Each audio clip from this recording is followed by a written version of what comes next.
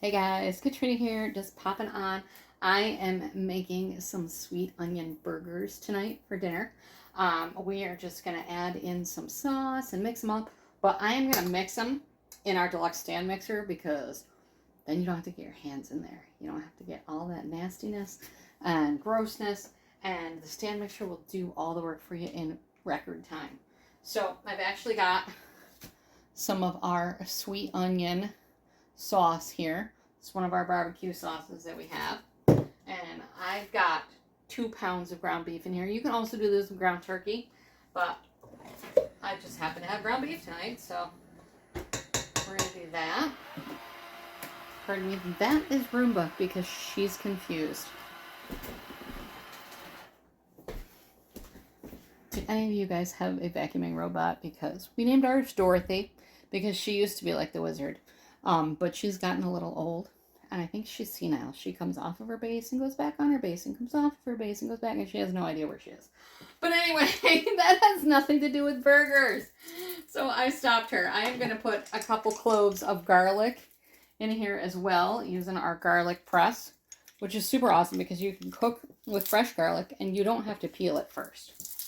Although I will tell you that my son absolutely loves peeling garlic. He thinks it's the most exciting thing ever. So we have our garlic prep tool here, which you can dice and slice and mince garlic with.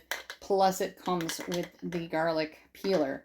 So if you're interested in something like that, so you can peel your garlic, that is super awesome.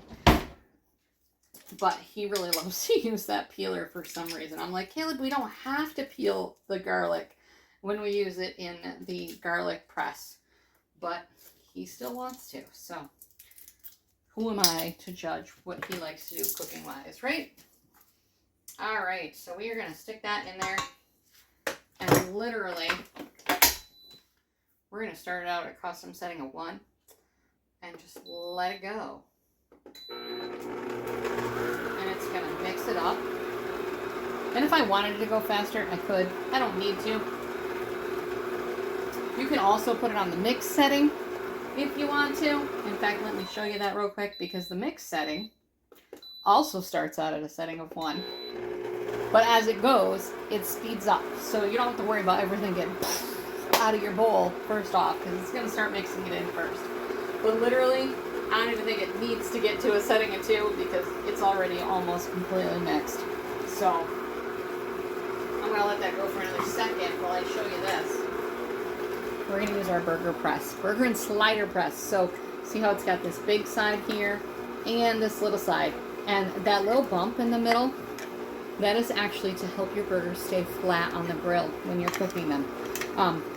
And then if you want to do sliders, you just put this attachment in. But we're just going to do burgers tonight, so I'm going to leave that off. I do recommend either you can put like a little bit of seasoning in here, something that's going to, prevent the burgers from sticking. I tend to use plastic wrap, and I just reuse it until I'm done. So I'm going to make a bunch of burgers. Our extra large scoop here is perfect for sliders, and we're going to use 2 scoops to make the burger size. So this is done. I don't need to let that go anymore, but it did get up a faster speed as we were waiting there. But literally, you just take this, scoop it out,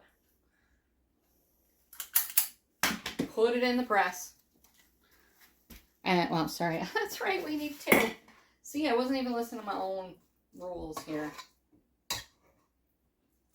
So 2 scoops for the burger size, and then you're just going to press it down like that. And then we're going to serve that up into the pan and get them cooking. So I'm going to do, I got like 2 pounds here, so it gets me about 6 burgers because they're about 6-ounce burgers, so somewhere around there. All right, these are going to be delightful. I hope you guys enjoy. Bye-bye.